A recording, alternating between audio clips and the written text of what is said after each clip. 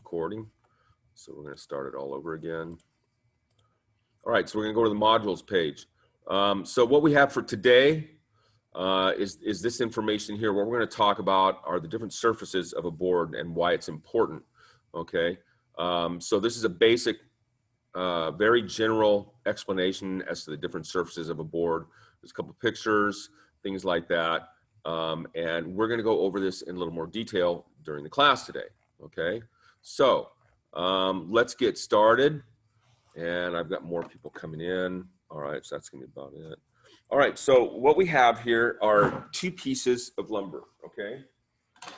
We have a piece of sheet goods, which in this particular instance, more accurately, particle board. It's a manufactured material. It's made in a mill, okay? We also have a piece of red oak, all right? This is solid stock.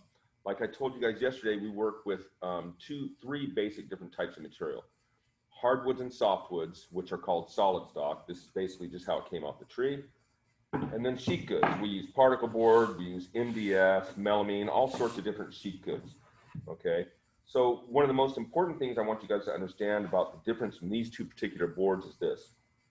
And I put a stain on this board to try and accentuate the grain a little bit. So what you'll notice on solid stock is you're always going to be able to see the grain in the board, okay? And that's the darker as opposed to the lighter colors in this board. You'll see face grain, you'll see edge grain, and you'll see end grain, and there's a distinct difference between the three. On sheet goods, there's no grain direction, okay? You're not going to see grain direction on the face, you're not going to see it on the edges or the ends. It has no grain direction. So a couple of things I want to make sure you guys understand here. So let's zoom this out just a little bit, if it will. Come on. This thing is not. Or maybe zoomed all the way. All right. So the three main surfaces on a board that are important to us, well, the only three surfaces, are the faces, right? There's a face, there's a face. The face is going to be the largest surface on a board, okay? The most square inches, if you want to say, the most space. Then we have the edge of the board. Then we have the end of the board, okay? So when I'm talking about faces, edges, or ends, all I'm really talking about are the actual dimensional characteristics of the board, thickness, width, and length. In other words, the largest surface area we have here is the face. The next largest surface area we have are the edges. And then the smallest surface area is the ends, okay? It's pretty straightforward, but a lot of students, for some reason, don't really get that. So we'll try and find different ways to explain it to you if we need to, okay? So that's really, really important. We're going to use these terms a lot in this class. We're going to use them in such a way that the assumption is that you understand those terms and can differentiate. So on a piece of sheet goods, largest surface area right here is the face. We can't really determine without taking some measurements whether this would be the edge or this would be the edge, okay? We have no way knowing unless we actually measure. So we've got this one at 12 inches, this one at 12¼ inches. So this would be the edge, these would be the ends, okay? Solely based on dimensions, okay? That's really important when we go to a machine and prepare to mill this lumber or make cuts on it. Those dimensions, those terms, make all the difference in the world in the way you present a piece of material to a machine. Now, there's some other characteristics of these boards here that this one especially has, okay? We know this is the face of the board, okay? It's the largest surface area we have on this piece of material. That tells me, since this is solid stock and there's grain, that this is face grain, okay? This is edge grain, and this is end grain.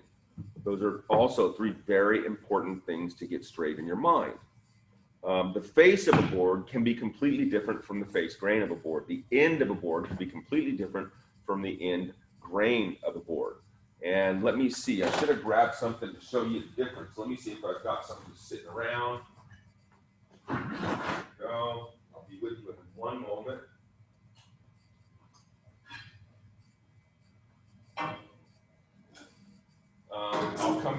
having some of the students that are coming in late. I'll try and get them in. Oh, not that prepared this morning. Sorry, folks. All right.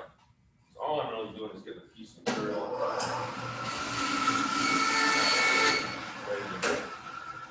All right. So here's a small piece of maple.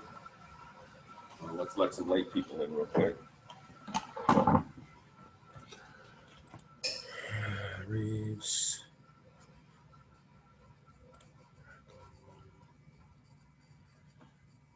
Okay, so, and there's another.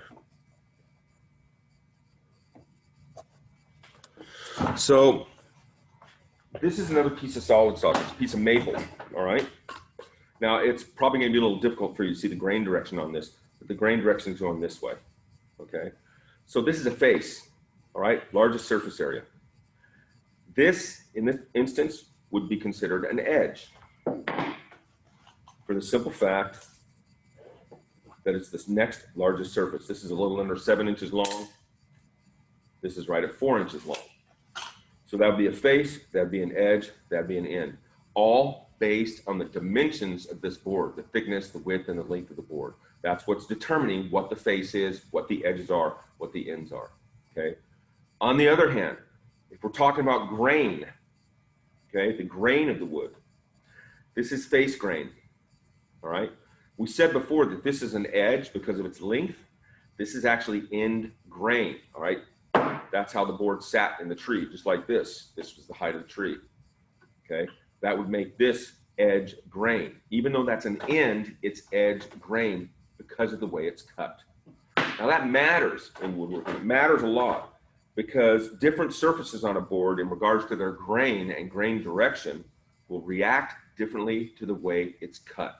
In other words, if you route or put in a decorative profile on a board, let me get a bit so I can show you what I'm talking about. So this is a router bit, okay? If you take a router bit like this, I know it's kind of hard to see. What if I put it against the board? Maybe it'll be take a router bit like this. It's going to put a rounded decorative edge around this board if we wanted to, okay?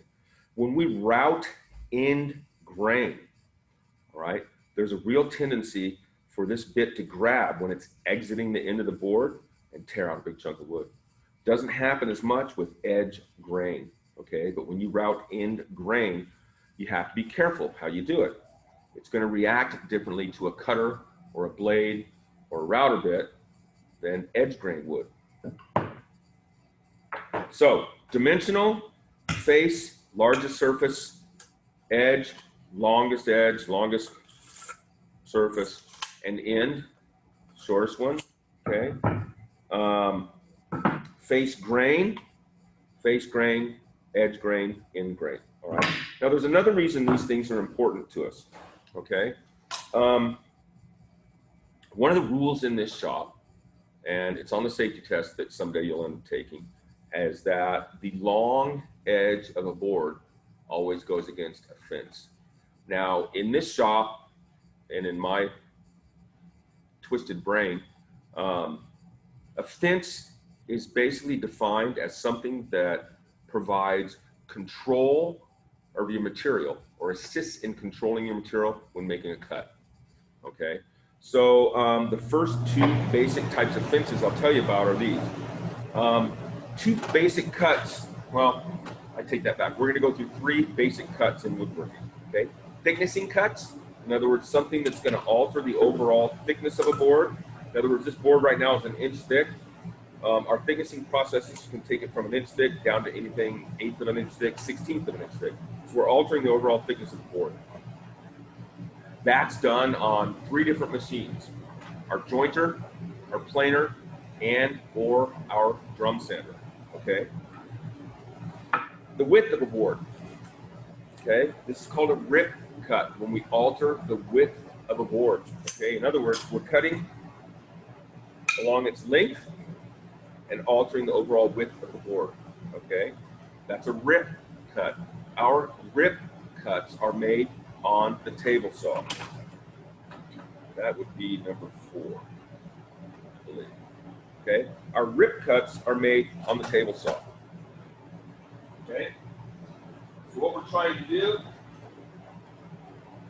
is alter the overall width of this board. Turn this so I can see it. In other words, our cut or our blade is going to travel in this direction. Okay, so that's a rip cut. Basically, on this table saw, we have what's called a rip fence. It's an adjustable fence. Okay, we can move it to wherever we want. The distance between this surface of the fence and this side of the blade, the right side of the blade, determines our final width of the cut. So if I want to rip this board from 4 inches wide down to 3.5 inches wide, I set my fence to 3.5 inches, and I'm ready to go. Now, one of the reasons these dimensions, like long edge, face, edge, end, matters here, is on this machine.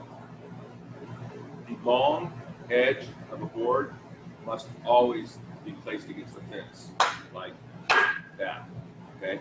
Never, ever, ever place the short end of a board against the fence. Not gonna happen, does not happen here, okay? So that's actually a safety test question that you'll end up having to take when you guys finally come back. The long edge of the board is always placed against the fence on the table saw. So this is a rip fence, which means it makes rip cuts. Long edge of the fence, 3.5 inches, okay? The other cut we make in this shop is called a cross cut, and that's cutting a board in this direction, okay? In other words, we're altering the overall length of the board. That's done on our miter saws, okay? Miter saw is too far away from this mic to work, so I'm not going to worry about it today. We're just going to talk about 2 basic machines and the cuts that they make. So, in order to prepare a piece of material for use in a piece of furniture, okay, we've got to do a couple things. Now, most of the material we get, most of the solid stock that we get is what's called rough. In other words, it came out of the mill. There was no real nice surfacing put on it. The edges are rough, the ends are rough. It needs to be, all the surfaces need to be treated. Now there are 6 surfaces on any board. Well, not necessarily, if it was an octagon, it'd be different. But on this board in particular, there's 6 surfaces. 2 faces, okay, 2 edges, and 2 ends, okay? Every one of those surfaces needs to be treated. All right, now I have a question for you guys that I want you to put your answer in the chat. Okay, I want you to type your answer in the chat. It's going to tell me if you're paying attention and if you're getting what I'm talking about. I want you guys to take a look at this piece of material right here, this piece of particle board, okay? Tell me if you think this board is square, okay? So in the chat, if you think it's square, write yes. If you do not think it's square, type in no, okay? I'll give you a few seconds to do that. Okay, so we got some yeses, we got some nos. Thank you for being here and paying attention. I appreciate it tremendously. So there's some nos, there's some nos. All right, so that was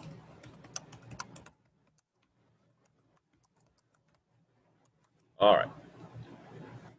So let's talk about this. In woodworking, or in this shop, I mean, maybe it's different in other shops, I don't really know. We define square not by the width and the length of a board. We define square by 90-degree surfaces. The angle on this square is 90 degrees, okay? That's how we define square in here. So there's no way of knowing if this board is actually square until we take a square, place it on the surfaces. Now, there are 12 different 90-degree angles that need to be perfect on a board, okay? And a large majority of what we do in woodworking is trying to get this board square, trying to get all 12 surfaces 90 degrees to each other. And here they are, okay? We've got 90 degrees from this face to this edge, 90 degrees from that face to that edge. There's 2. This edge to the face, this edge to this face. There's 4 angles. This end to the upper face, this end to the lower face, okay?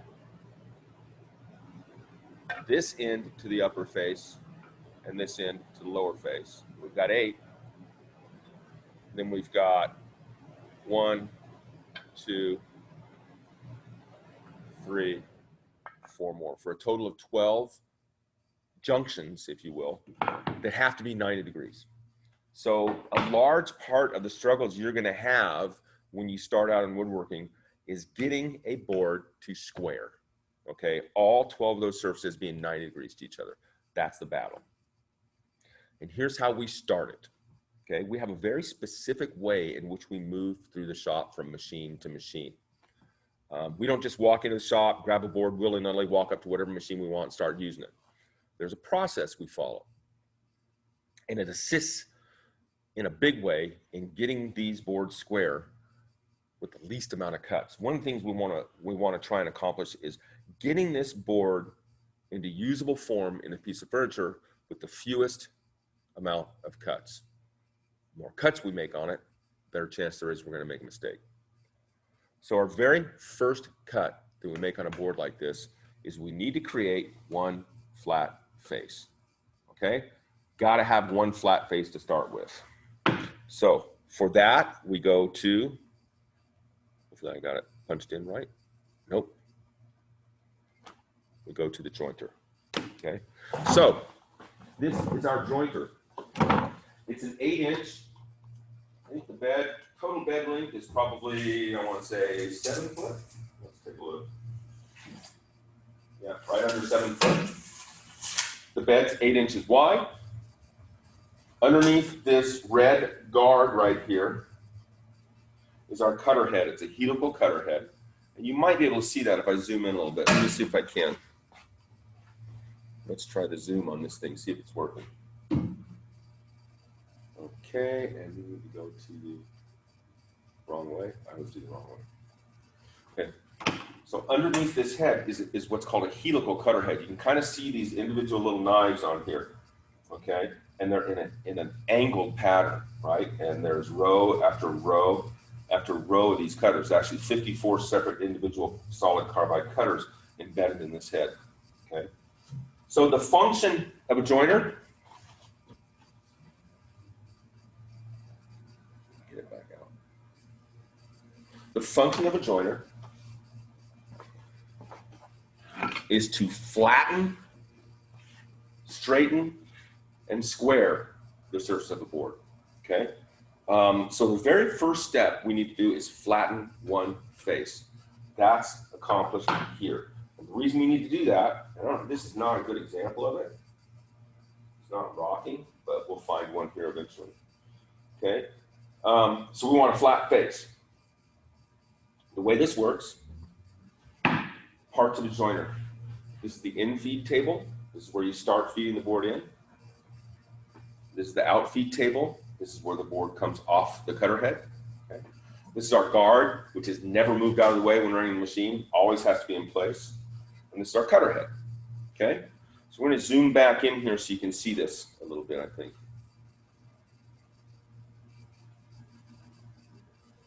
So this is our out-feed table. This is our in-feed table. This is our cutter head. Now, both of these tables can be raised or lowered, okay? The goal here, when you set a machine like this up, is to have it set up so that when that cutter head is at its apogee, or very top of its arc, can you see when it touched my square, how it just barely moves it? It just barely touches that square. We want the surface of this outfeed table to be flush or even with the edge of the blade at the top of its cut, okay, at its apogee, at the top of its arc, okay? So that's the goal with the outfeed table. The infeed table is adjustable to the point where it controls, move that so it'll work, let me put it this way. It'll stand up. The infeed table controls our depth of cut. So I don't know if you can see or not, but the infeed table is about a little over a 16th inch below the height of the outfeed table. What that means is we're going to take a little bit over a 16th of an inch off with every pass on the joiner. So the in-feed table is what controls our depth of cut. The out-feed table should be even or flush with the edge of the knives at the very top of its rotation, okay? The fence on a joiner is just like the fence on any other machine. In our shop, we must always have the long surface of a board against the fence. Okay? So the long surface, whether it's the edge of the board or the face of a board or the edge of the board, has to be against the fence. In other words, what I'm saying is we cannot do that. Okay, that is a very bad idea in this machine. And let's see if I can show you why. Sometimes this works, sometimes it doesn't. That's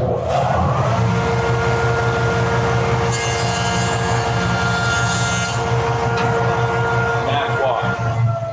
Okay.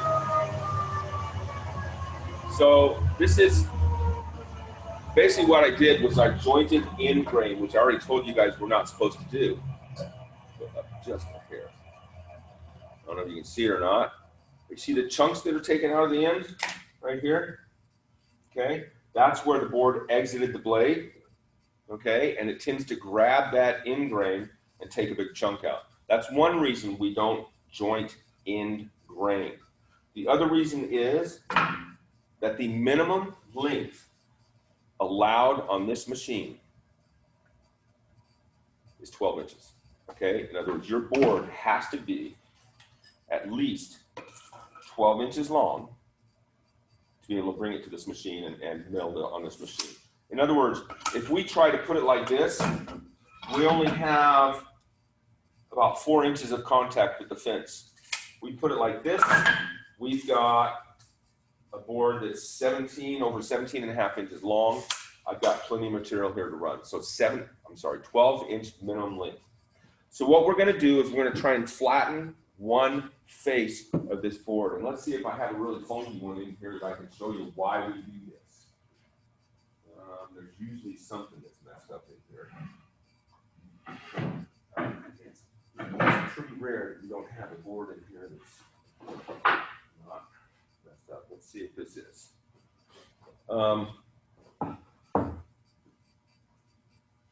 Geez, now that I want a board that's messed up, I can't find one. This guy.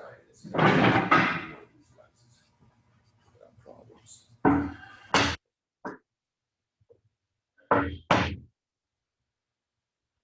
I want to find one where it's really obvious that it's wrong.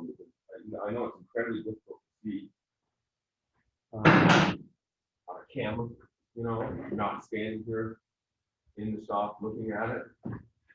So I'm trying to find a really good example. If I had half a brain, I would have done this morning, so you guys didn't have to sit there. There we go. There's one. You should be able to see this. So the best surfaces in this shop to check something out and see if it's flat already are these machine surfaces, like on the joiner or the table saw or the dado saw, because they are flat. Okay. So what we're looking at here, you guys can see this. I'm trying to look in the camera at the same time. What we're looking at here is a board that's not flat. It's rocking when I set it on the surface. It's rocking corner to corner, and it's rocking front to back. Let me see if I can show you this. You might be able to see it when it's zoomed in.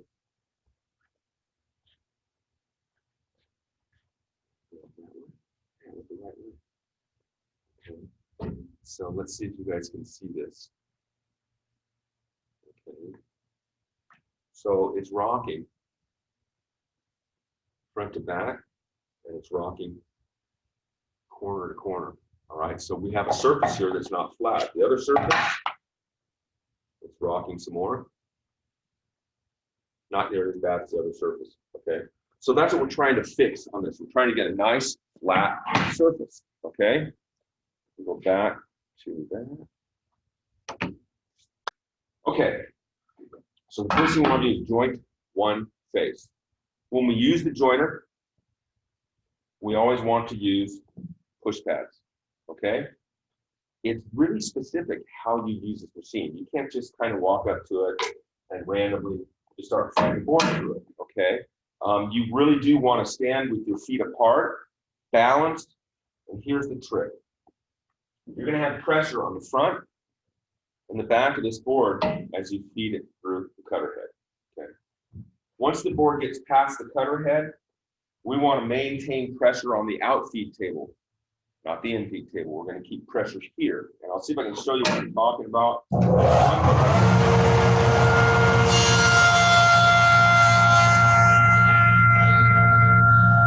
I'm on the outfeed table. I can basically take my groove back off.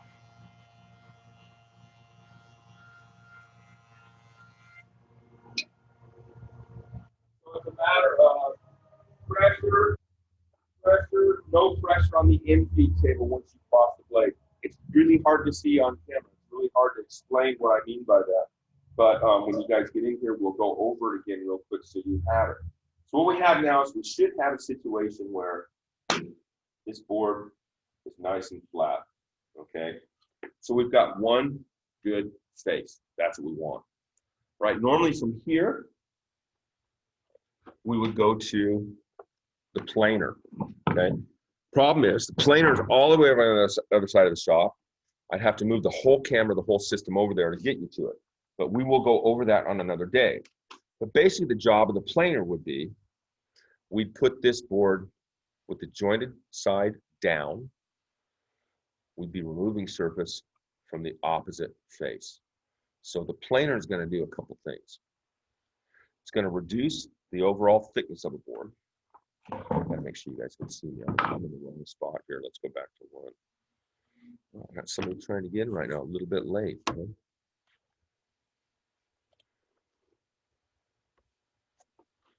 All right. Whoa. So the purpose of the planer is twofold. Number one, it reduces the overall thickness of a board. Okay, it's going to remove material from a face. So we can go from a 1 inch thick board to a 3/4 inch thick board, 1/2 inch thick board, wherever we want. The second, and just if not more important thing that the planer does, it creates two parallel faces, okay? In other words, this face will be parallel to this face, so that no matter where I measure the thickness, here, here, here, no matter where I measure it, once it comes out of the planer, it's be exactly the same. In other words, if these two surfaces, if these two faces shot off into space, they would never diverge. In other words, they never get further apart and they never get closer together. They're parallel to each other, okay? So that's the second and just important purpose of the planer. Change or alter the overall thickness of the board and create two parallel faces, okay? So once we've thicknessed a board, and that's one of those things that in beginning woods, you guys don't have to do. You don't have to deal with the thickness planer or the drum sander. Everything that you are given to work with has already been thicknessed. All you're concerned about is ripping to final width and cross-cutting to final length. And remember what we said? That's a rip cut, alters the overall width of a board. It's done on the table saw. That's a cross-cut, alters the overall length of a board. We do that on the miter saw. So once we've gotten both faces flat and parallel to each other, and we've gotten our board down to final thickness, okay? Our next step is the edges, okay? So we did the faces. Next step is the edges, okay? So for the first edge, we come right back to the joiner, okay? Our second process for the joiner is to flatten, straighten, and square one edge of a board, okay? So it's pretty straightforward. Let's go to, once again, the long edge must be against the fence. And since I have two flat parallel faces, it doesn't matter which face I put against the fence, whether it's that one or that one. It doesn't matter. Both of them are flat, both of them are parallel to each other, so that won't affect anything. If my board was a lot thicker at this edge than it was at this edge, if it was like 1.5 inches wide here and 1/4 inch wide here, and we went to put it against this fence, it would sit against the fence like this at an angle, and you wouldn't get a square edge. Because remember, what we're trying to do right now is flatten, get it nice and perfectly flat, straighten it, and get it square to these two faces, okay? So it's a pass on the joiner should be all that's needed. So we joined one edge. All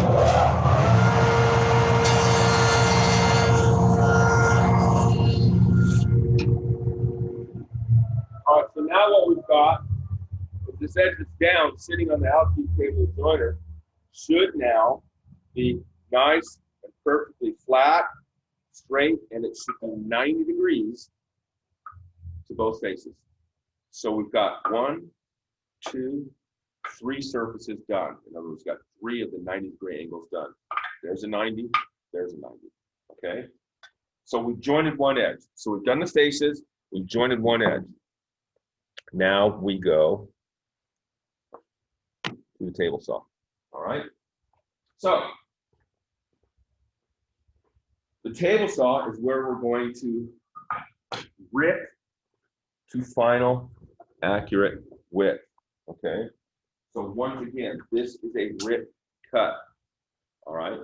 There are a lot of questions on the safety test about the table saw. We're not going to try and cover them all today. It's not going to happen, okay? But when I walk up to the table saw, I generally set my boards on the right-hand side of the fence, it's our rip fence, with the jointed edge to the right. So that once I get ready to cut, all I have to do is pick it up, place my jointed edge against the fence, and make my rip cut, okay? So this is our blade. It's important that the blade itself is 90 degrees to the table. If it's not, we're not going to get a 90-degree cut on this edge, okay? We keep our blade about 1/4 of an inch above our material, okay? So the fence needs to be set and locked. I don't want anybody standing behind me. I'm going to stand in a very specific place of this machine. I'm going to stand to the left of the blade. If a board comes flying off the table saw and it came from between the blade and the fence, it can come off the back of the machine with a lot of force, 60, 70 miles an hour. But if a piece of material comes off the left side of the blade after it's been cut, it's just going to drop on the floor of your feet. There's no force in that. So I want to stand to the left of the blade, okay? I've got my fence set to 3.5 inches. I start the machine. My long edge goes against the fence. My left hand keeps the board tight against the fence, but my left hand never goes past the front of the blade, okay? And I start shooting it.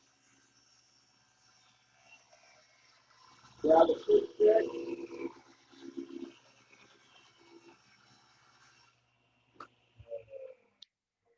Okay, I grab a tip stick. I wait until the blade comes to a complete stop before I try and get anything out of the way. Now what I should have is a board that is, if I set my fence correctly, is 3.5 inches wide, okay? One thing I forgot to mention, since my fence was set closer than 4 inches to the blade, I have to use a push stick. In other words, if I'm at 4 inches or closer to the blade, you have to use a push stick. Anything past 4 inches, for example, 4.5 inches, you do not have to use a push stick. You can if you want to, you do not have to. So what that cut accomplished on the table saw, this edge here was done on the joiner. Here, let me, the camera can't quite see everything. A little bit. So this edge here was, we created a 90-degree surface between that edge and that face, and that edge in the bottom face. That was done on the joiner. Then the table saw came through, got that edge 90 to that face and to that face. So now we have 4 90-degree angles. 1, 2, 3, 4. Okay. The next step in prepping this board for use would be the miter saw. That's for another day. Okay. That's not going to get done today. All right. So just to recap a little bit, you can actually look, is the board square or not? There's no way of knowing without taking and putting a 90-degree square to it. So, well, that was my question. Never mind. I'm a fool. So let's go back here. And really the things I want you guys to get out of this so far is the simple fact that you understand the difference between a face, an edge, and the end of a board, okay? And then the face grain, the end grain, and the edge grain of a board, okay? Those are really, really simple but critical terms that you need to know the difference, okay? So our first step in getting this board square was to joint one face on the jointer. That gets it flat. Then we take this board to the planer, and we'll go over that another day. It's too far on the other side of the shop. And we plane the opposite face, and that creates two parallel faces and a board of a consistent thickness. Then we go to the jointer. We joint one edge so that it is flat, straight, and square to the two faces. In other words, 90 degrees to the two faces. Then we go to the table saw and we rip the opposite edge, creating two more 90-degree angles, creating two parallel edges that are both flat, straight, square, and parallel to each other. In other words, we create a board that is a consistent width, okay, an accurate, consistent width. From there, we'd end up going to the ends. That is what's called our order of operations, okay? The order in which we move through a shop and mill a board or make our cuts on a board is called the order of operations. It's the same every single time. We do the faces, jointer, planer. Then we do the edges, jointer, table saw. Then we do the ends on the miter saw, okay? Faces, then edges, then ends is our order of operations, okay?